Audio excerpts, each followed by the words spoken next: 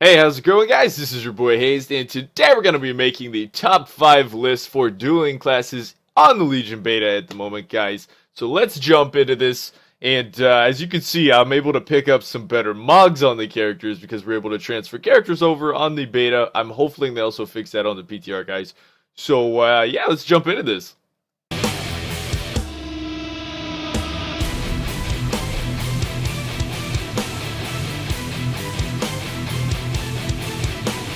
Number 5 is going to go to a Fire Mage, guys. Now, why have Fire Mage? They have absorbs, they have range damage, which is good against the melee, or ranged, and the fact that you can move and still cast. It makes the class, of course, mechanically superior to any kind of caster that has to stay still, especially when fighting melee. So this makes it a really well-balanced class to use in duels, and they have quite a bit of cooldowns, dot cooldowns. So basically they elongate the fight, use the absorbs, they have double ice blocks, 2 novas, and a blink, of course, and a breath. So I mean they have quite a lot of damage, and their artifact weapon comes with 3 charges that can basically be spammed and movement. So even when they're moving, they're still putting up an insane amount of damage and pressure no matter what they're doing.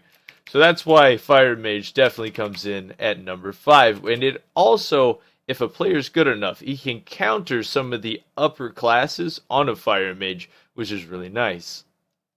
Number 4 is going to go to Windwalker Monks. Yes, Windwalker Monks, guys.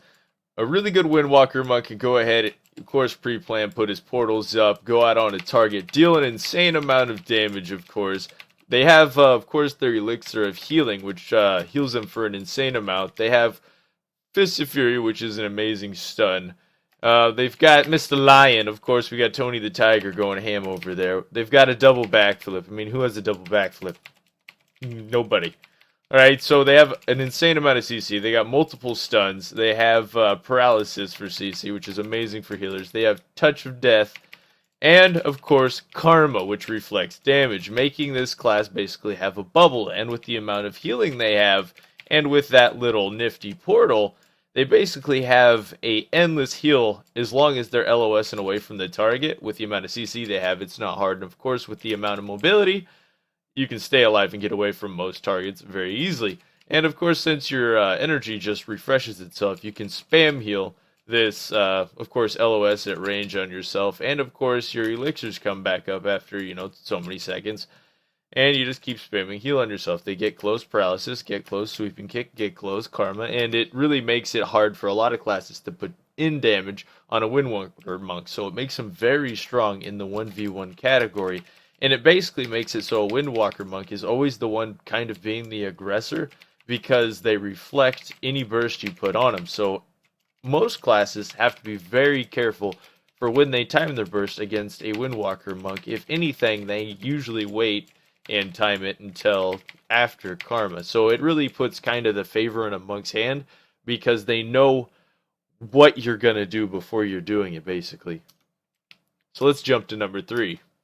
Number 3 goes to Unholy Death Knights. Now that we're getting a little farther up, I'd say Windwalker Monk and Unholy DKs are very close. But mechanically superior and Unholy DKs are going to be stronger fighting other classes too, so they're definitely going to be higher on the list. And I believe Unholy DKs generally beat Windwalker Monks barely at the moment, just based on mechanic superiority, of course. And, of course, that their abilities kind of also counter what a Windwalker does. So, what do we got here? We got insane mobility, of course. You can deal insane damage at range. It doesn't matter if you're close to a target or far away. If you get close to them, you throw up your festering wounds, of course. You can get back, you can kite, but I think most DKs and duels, or Unholy DKs and duels right now, rely most of their runic power into death strikes if the target gets close to them to mitigate a lot of damage and allow their pets / dots to do most of the damage in a duel. So even at range, if they want to, of course, they can use their ranged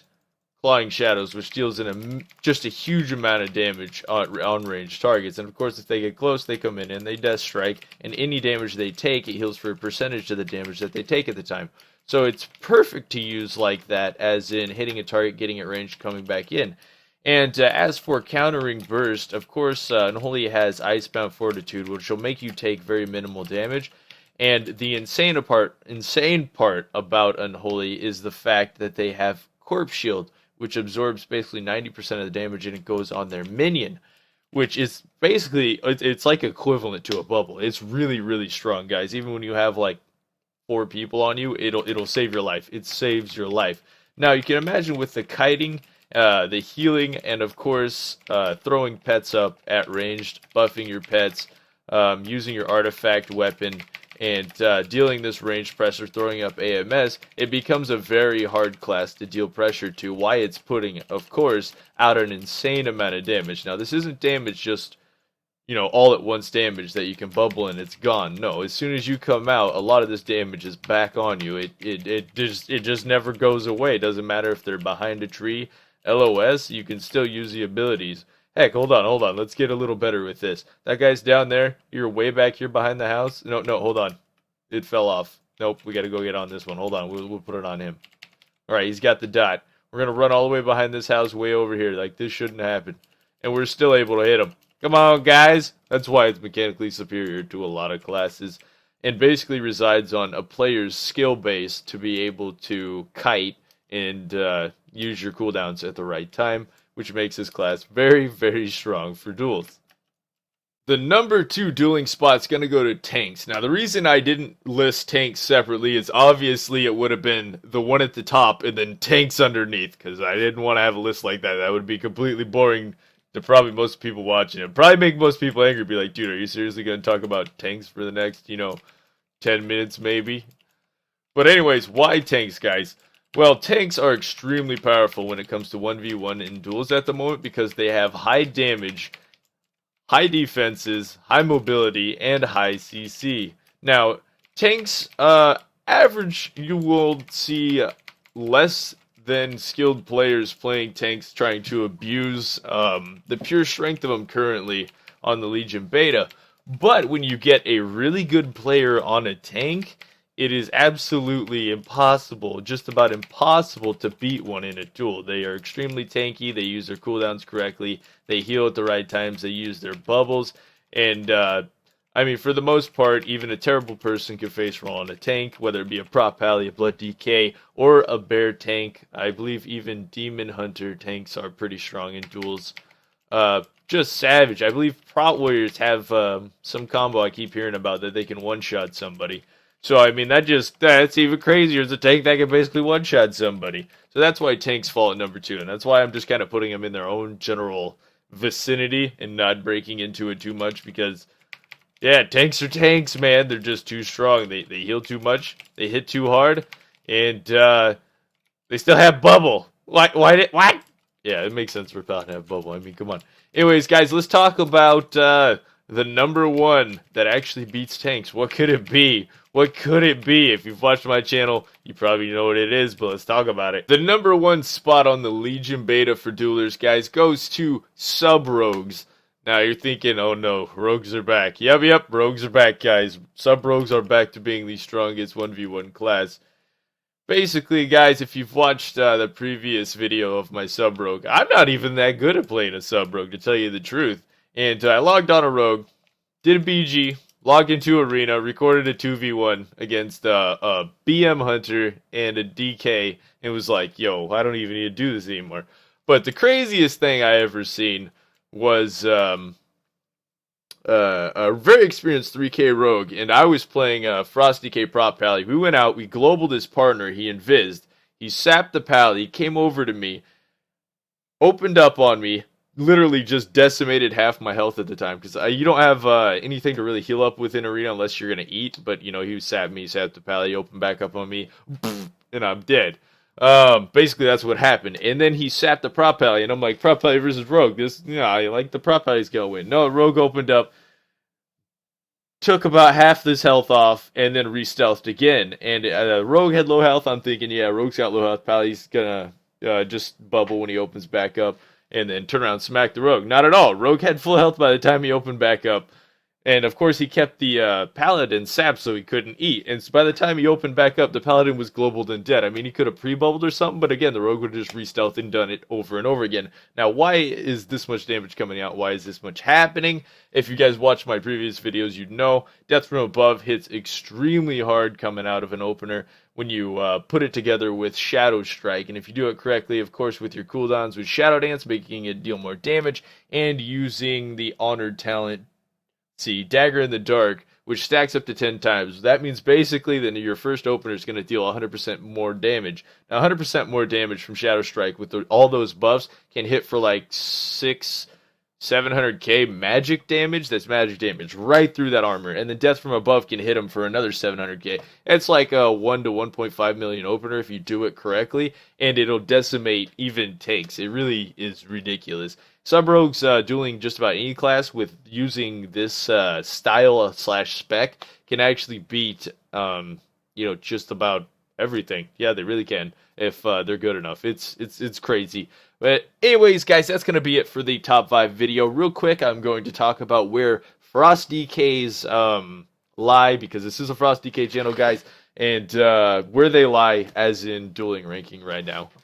So we're on the Frost DK. Let's discuss dueling real quick, guys. Now, what do I do when I duel on a Frost DK? Basically, I either start out as offensive as possible if it's a caster or something, of course, going in with hard obliterates.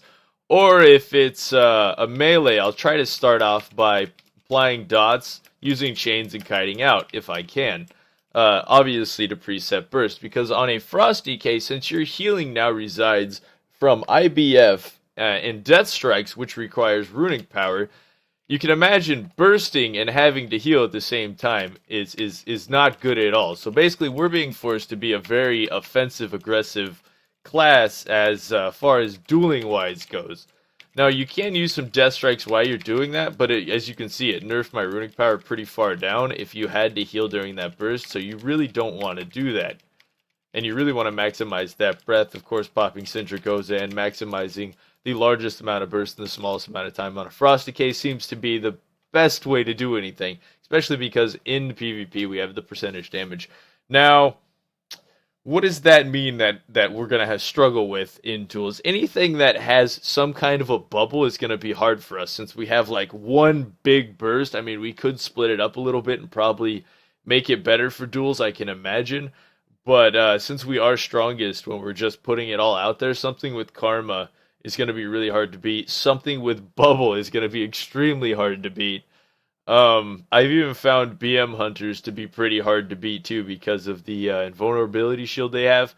But as far as beating them, I have beat a couple, but it's really a toss-up when something has some kind of vulnerability. Kind of like a rogue has a cloak vanish. Really makes that hard to fight some kind of a sub-rogue.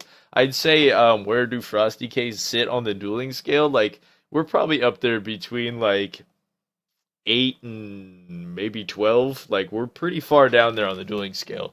So you probably won't see me making too many duel guides. I mean, maybe for the classes we can beat, but all in all, it's going to be extremely hard to beat some of the other classes. Just mechanically, they're going to just destroy us. But we do have enough damage to top charts and, of course, fight in arena, guys. So don't worry about that. This is the dueling guide. But, of course, I had to touch on this, guys, and let you know. As for skill-wise, I can beat a lot of the other classes because I'm a lot more comfortable on my Frost DK than I think other people are on other classes. So I tend to win more duels. So skill does come into play when it comes to duel, guys. At least on a Frost DK, it really does. But anyways, guys, until next time, this was your boy Hazzed.